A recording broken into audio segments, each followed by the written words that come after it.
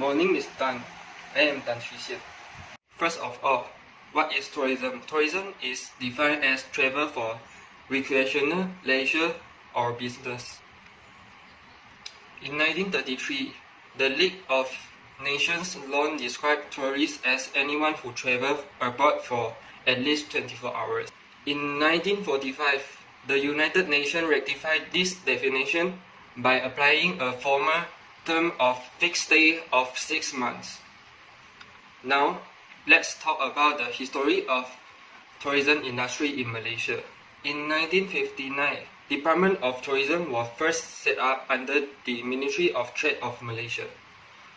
Malaysian government started to put attention to tourism industry since 1980. In 1987, the Ministry of Culture and Tourism was established.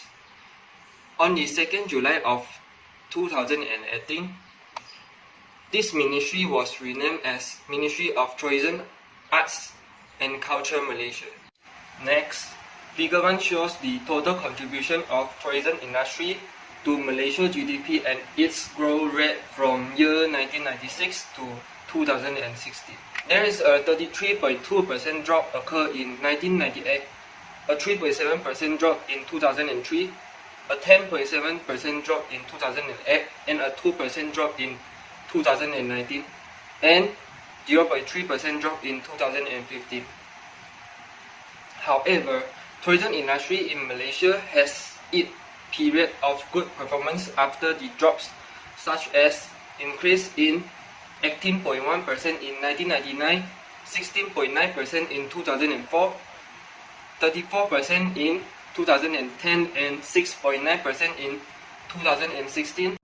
Today we talk about sustainable development in the tourist sector. So in 2019, December, we're getting decreasing until negative 15.361, and the highest height is 10.34. How to become more sustainable in the tourism sector? Whenever it's a good impact or bad impact. First one is optimize the environmental resources. We need to well plan and maximize using the environment. The second one is respect the local culture. So it's passed down by the generation. So this one we can look for the local heritage such as Sabah and Sarawak, the Bumiputra.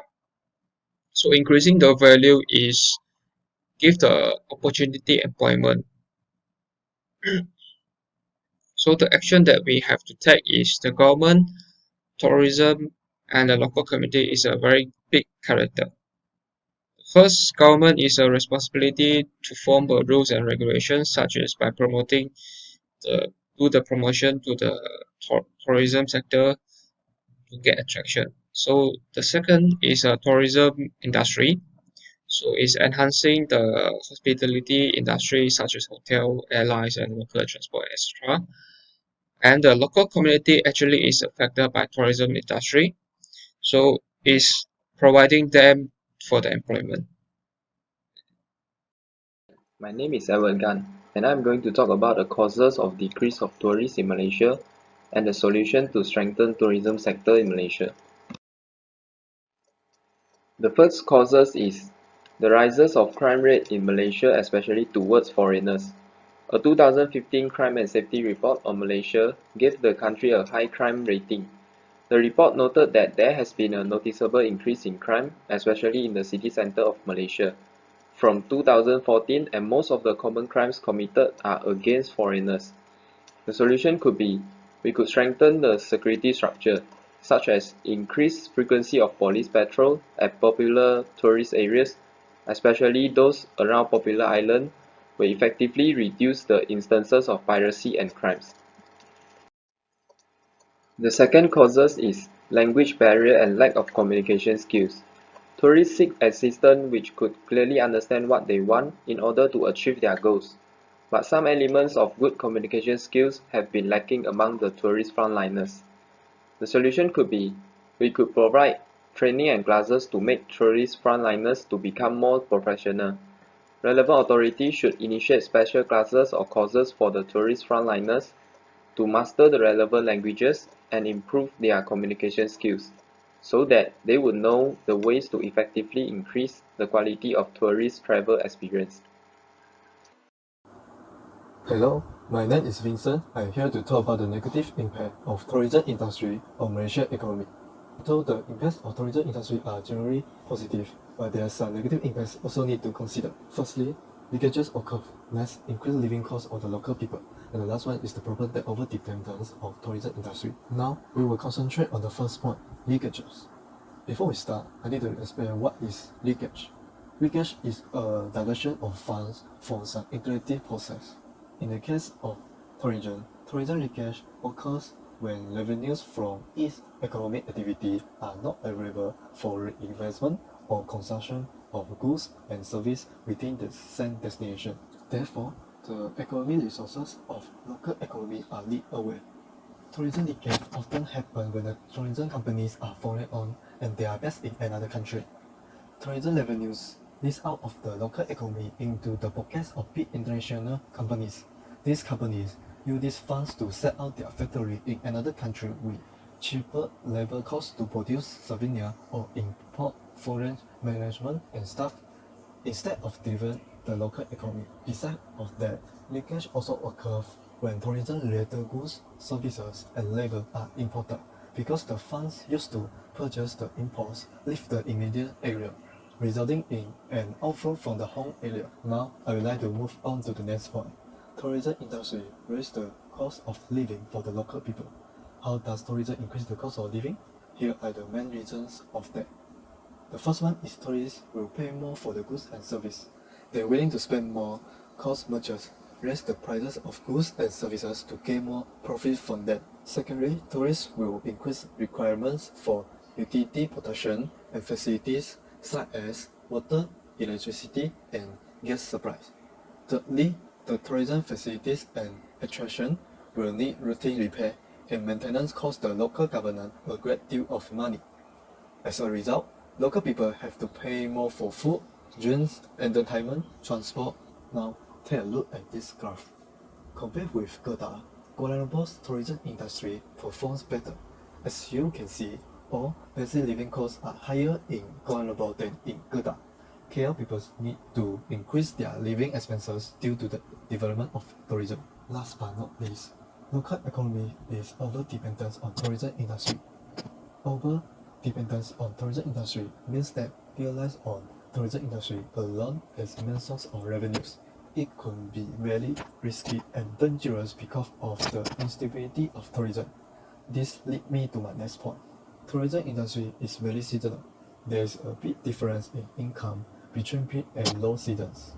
Besides, businesses such as hotels and high-range restaurants will struggle during off-peak seasons, as it is not an everyday activity for locals. In 2020, tourism of Malaysia has been hit hard with an expected loss of 3.37 billion ringgit within the first 2 months of the year. This is because of outbreak of COVID-19. This phenomenon shows that over-dependence on tourism is not a good choice because tourism industry is easy to be affected. Okay, so my name is Go Yong Chang, and now I will talk about the conclusion. In order to support the tourism industry, the government has allocated 130 million in the form of travel discount voucher and increased the tourism promotion. In this case, the tourism player should design a variety of tourism products, promotional campaigns, and special events such as food festivals and cultural events. In addition, the decision makers have to be aware of all the factors that play a role in the development process in order to avoid or minimize the undesirable impact information on Malaysian tourism, including special events, festival, and tourist spots should also be updated from time to time. The authority can utilize online social media or mobile phone apps to promote tourism activities because the internet is one of the most common and useful tools for the public to search for information and plan trips.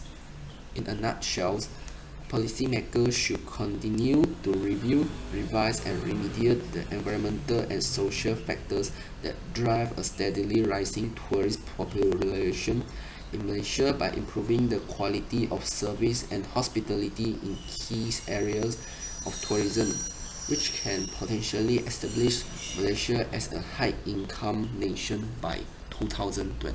Thank you. Thank you.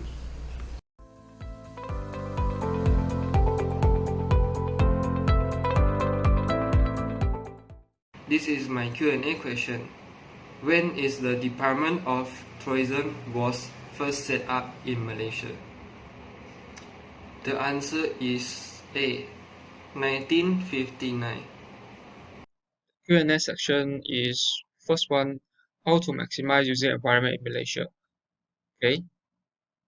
The maximize using environment in Malaysia, actually we can look for the cultural heritage such as Malacca, Sabah, Sarawak. We also have a good advantage to get it interesting to the tourism sector. Second, why hospitality will impact the tourism sector? Why? Because it is a service sector and it will be providing the job opportunity for employment. For Q&A session, why is Malaysia a good place to visit? Because Malaysia has no natural disasters such as tsunami and earthquake, and lots of goods in Malaysia is at affordable and reasonable price. What are the attraction of Malaysia? Attraction of Malaysia will be we have plenty of delicious and healthy food locally, and we have a lot of beautiful places to visit in Malaysia, such as Batu Caves and Pulau Redang. For the first question, how to minimize leakages? The answer is enhancing such linkages between tourism industry and the local economy is one of the best way. Now, below is my Q&A question. First, what are the forms that the government has allocated 130 million in order to support the tourism industry? The answer is in the travel discount voucher and increase the tourism promotion form. The second question is, what actions should policymakers take in order to establish Malaysia as a high-income nation by 2020? The answer is, the policymakers should continue to review, revise, and remediate the environmental and social factors that drive a steadily rising tourist population in Malaysia by improving the quality of the service and hospitality in order to establish Malaysia as a high-income nation by 2020. Thank you.